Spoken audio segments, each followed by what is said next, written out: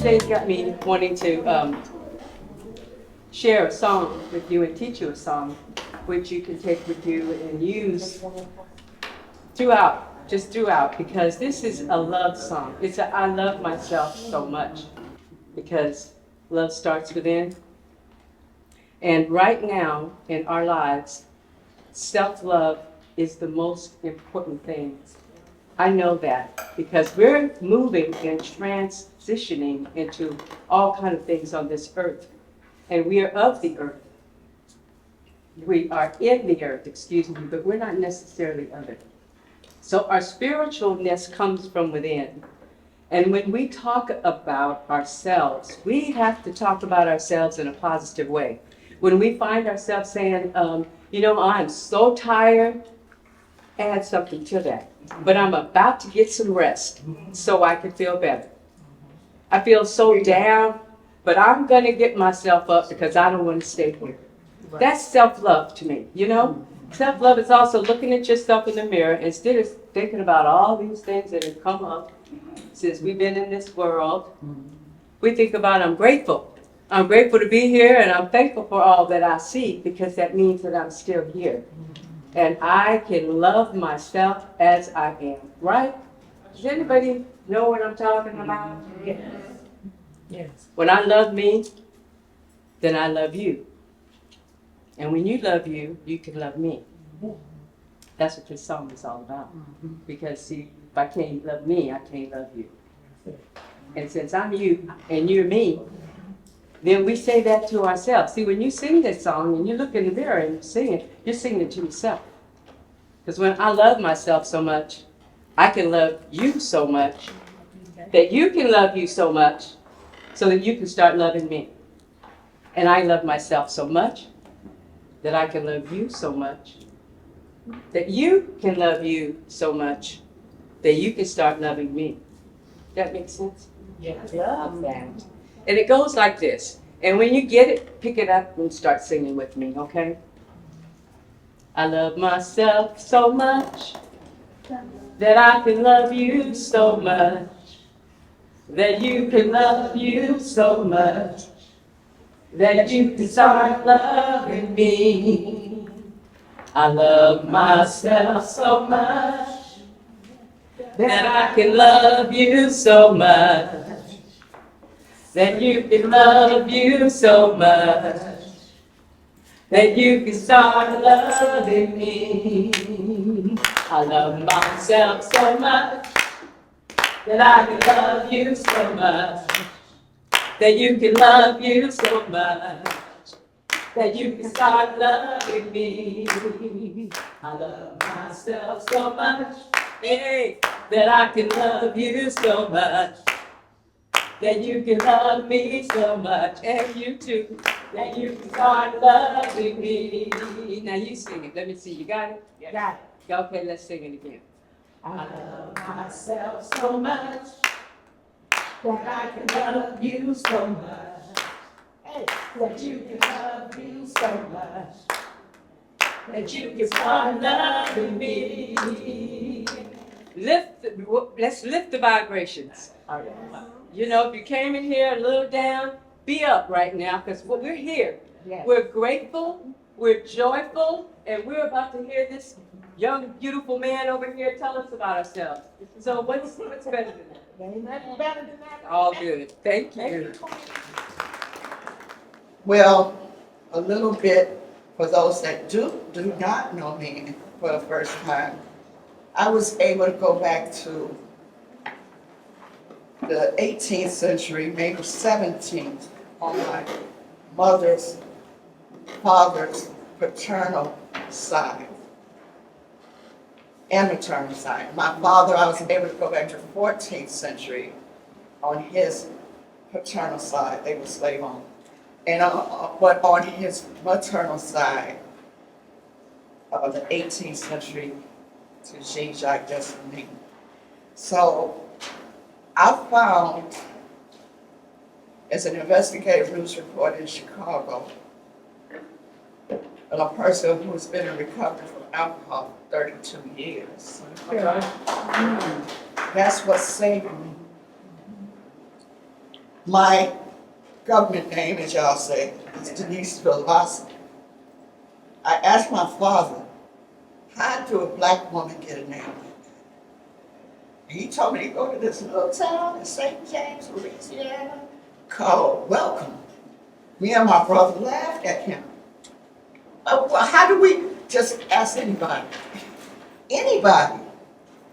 We went, we asked, they said, oh yeah, you maybe a granddaughter. Who is maybe? And that's how it started. And then I learned that name, though, also came from Balboa, Spain, the Basque people. And I learned that when I was in South Africa. My trips to Ghana, to the slave castles, to many of my travels throughout. Then there was pennies, a very rich, some of it I knew, but what Yale brought out, I didn't know that this man did all that he did was my great-great-great-grandfather.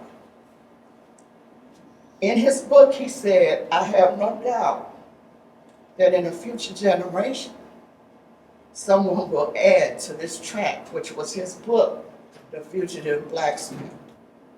You all have my book, I added to the tract. And so that is how I became impressed with the work of Tony Burroughs. I know in my family, in my life, that's how we heal. See, as a therapist and psychologist and all of that, y'all know I threw that away. Because that's therapy only deals with symptoms by way of medication. Mm-hmm. And the medication symptoms, side effects, is the symptoms that you're diagnosed by. Figure that out. After I learned when I was teaching at UGC in psychology department, I was doing ancestral healing workshops. People were healing. I mean, before the APA, psychiatry, all of these kind of people. I was like, what is it about the family tree? Then it dawns on me. People without identity don't have a purpose. We learn to push them out the way, and black people be quiet, you know, you sweep it under the rug. And then I learned the many stories that were told were oral stories because you didn't know who was going to be sold back into slavery, and you didn't want this person to die. The census is all backwards.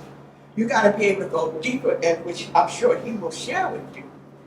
And that's what I did. And y'all know the rest of the story. I'm not going to go through all that because this ain't my lecture. But y'all know the rest of the story. Now, when I talk about genealogy, I talk about it like a puzzle.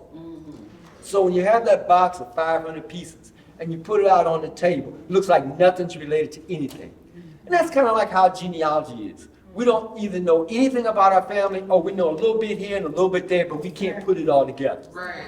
So that's what we need to do. We need to look for bits and pieces and put those bits and pieces together. Now those bits and pieces we're putting together are pieces of evidence because we want to prove who our ancestors are. We don't just accept something because someone told it to us. And you say, well, my mama wouldn't lie to me. And you say, well, she might not lie to you, but you don't know who might have lied to your mama, you know. So we don't just accept something. We don't just accept something even if it's on a government document with a seal on it because there's errors in documents. So we have to prove our genealogy. So how do we prove it? Well, it's very similar to a court of law. If a person dies, they don't have a will, we say they died intestate. And the court decides who's related to the deceased, how they're related to the deceased, and who gets what share of the inheritance. Now, what the court does is they have a professional genealogist or lawyer bring in documents to prove who's related to the deceased. The court will look at those documents and they have to make a determination. Is this an original document or is it derivative? Original being created at the time an event occurred by someone who had direct knowledge of that event. And that's called a primary document. Versus derivative, that was created later by someone who may or may not have witnessed that event. Example. Today, when a baby is born, they're normally born in a hospital and a birth certificate is created. Right. That's created at the time an event occurred. Who has knowledge of that event? The mother and the physician. And they fill out information on that birth certificate. So that's a primary document for the birth of that baby. Now, if you go on the internet and Susie Q uploaded her family tree, and it says that her ancestor was born on this date in this place, is that a primary document? No. It's only as good as the quality of the genealogist that Susie Q is. So when we find that stuff that is not backed up by a primary document, we have to take it with a grain of salt. So as we do our genealogy, and those of you that have started, you need to look at your documents and ask a question. Is this an original document or is it derivative? If it's a derivative document, then your job as a researcher is to try to find a primary original document. If you do an exhaustive search and no primary document exists, then you need to try to find the closest document that exists, closest to the time that baby was born. Hopefully with some knowledge of that particular event, okay? So keep that in mind. So if we go to the internet, are those primary documents? No. Sometimes no, sometimes yes. If you go to a government website and they digitize the documents from that agency and they've uploaded to the internet, then you can rest assured that's a digital copy of original document. But if it's not a digital copy of original document, then that's probably a derivative document which you have to take with a grain of salt. Yes? Would a family Bible with all the dates in it suffice? Yes, and we're going to talk about that in a minute. Excellent point. We'll talk about that in a couple minutes. So, when you're putting that tree together, doing that research, think about picking up bits and pieces and clues of evidence to prove who your ancestors are. Then sooner or later, you can put some blues together, some greens together, and then you'll have the whole picture. So, that's the philosophy of doing genealogy. Now, how do we start? We start by writing our own story.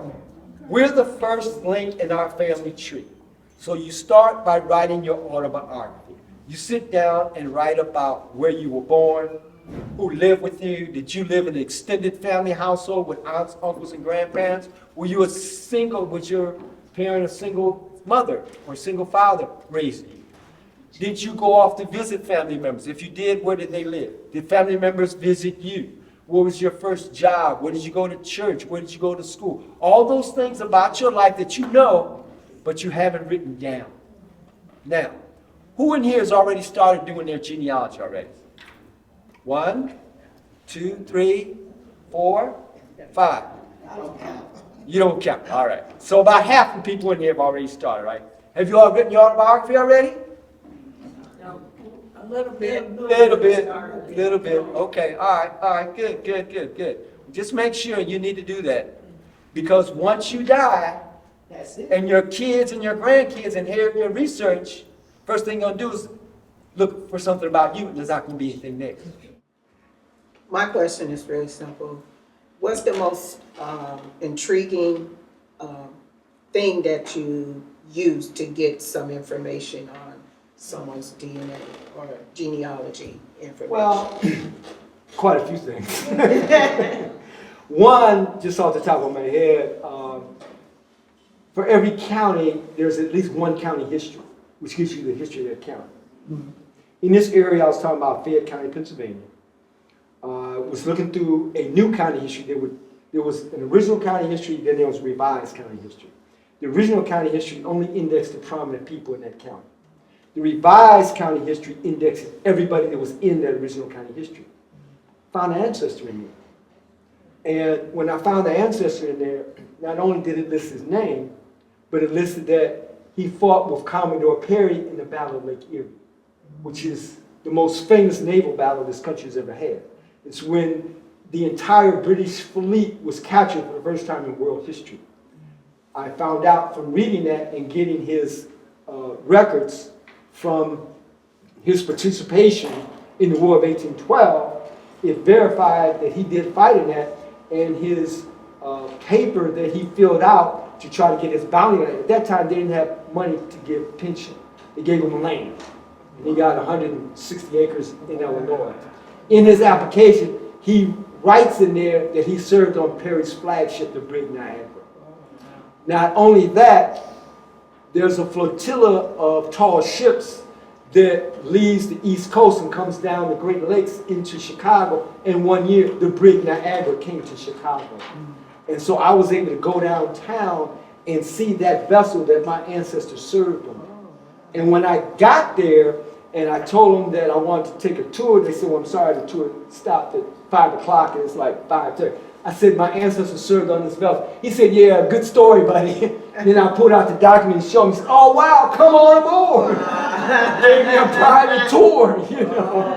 And then, you know, photographers took our picture and put our family pictures in the newspaper for me. So that's probably one of the most unusual things. There's a lot, but that's a quickie. You know. Right.